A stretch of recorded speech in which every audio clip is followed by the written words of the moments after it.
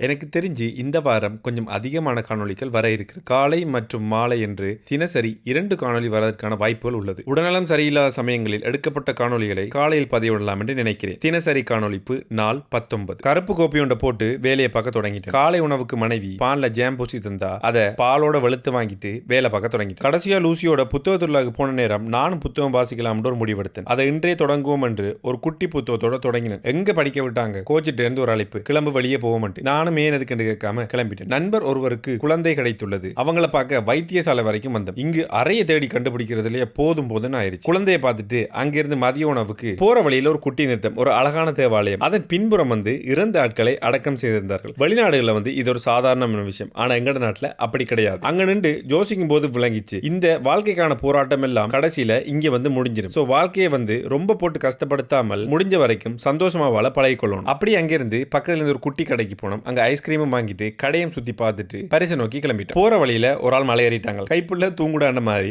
நிறைஞ்சா நித்திர கொண்டுட்டாங்க. அதுவும் ஆக்கள் பார்க்க கூடாது கண்ணாடியை போட்டு நாகரிகமா நித்திர கொண்டாங்க. சாப்பாடு கடைக்கு சாப்பாட சொல்லிட்டு 4 பேரும் அதுல இருந்து லைஃபை பத்தி கழிச்சிட்டு இருந்தோம். இந்த கடையில இருக்கிறதுக்கு இடம் கிடையாது. சாப்பாடை வாங்கிட்டு மட்டும் தான் போக முடியும். சாப்பாடை வாங்கிட்டு பக்கத்திலேயே ஒரு இடத்தை பார்த்து உட்கார்ந்து சாப்பிட்டு இருந்தோம். அந்த நேரத்தில் ஒரு மைனா மற்றும் புறாக்கள் எங்களை ரவுண்டு கட்டினாங்க. அவங்களும் கொஞ்சம் சாப்பாடை போட்டுட்டு நாங்களும் அப்படி நல்லா சாப்பிட்டுட்டு அங்கிருந்து கிளம்பிட்டோம். பாரிஸ் ரசிட்டு அழகா ரசிச்சு கொண்டே வீட்டை வந்தது முக்கியமான ஒருத்தர். அவருக்கு வணக்கம் சொல்லிட்டு அவரோட கொஞ்சம் விளையாடிட்டு அவருக்கான சில நொறுக்கு திணிகளையும் கொடுத்துட்டு காணொலிப்புக்கான சில வேலைகளை பார்த்துட்டு இரவு உணவுக்காக மீண்டும் வெளியே கிளம்பி கார் இல்லாத நடந்து போக மட்டும் முடிவு. இதுவும் நல்லா தான் இருந்தது. 2 பேரும் கதைச்சுக்கிட்டு மாலதியம்மா வீட்டை நோக்கி பயணத்தை தொடங்கிட்டு எங்களை வரவேற்கிறதுக்காக வாசல்லையே 2 பேர் நிறைஞ்சா மற்றும் இது என்னை மன்னித்துக் கொள்ள வேண்டும். கடைசியில பிரியாணி சாப்பிட்ட மாதிரி வீடியோ போட்டிருப்பேன். அன்றைக்கு சச்சின் பிறந்தாள். இன்றுதான் அஜித் நாட பிறந்தாள். அதனாலதான் அலங்கரிப்பு ஒரே மாதிரி இருக்கு. ஏனென்றால் அதே அலங்கரிப்பு. இரவு உணவுக்கு இடியப்பம் சாப்பிடுவோம்னு நினைச்சேன். நிலா அப்படியே வந்தாங்க. அவங்களுக்கும் கொஞ்சம் தீத்திட்டு நானும் சாப்பிட்டுட்டு அப்படியே அங்கிருந்து வீட்டை நோக்கி கிளம்பிட்டேன். மறக்காம சர்ப்ரைஸ் பண்ணுங்க மக்களே.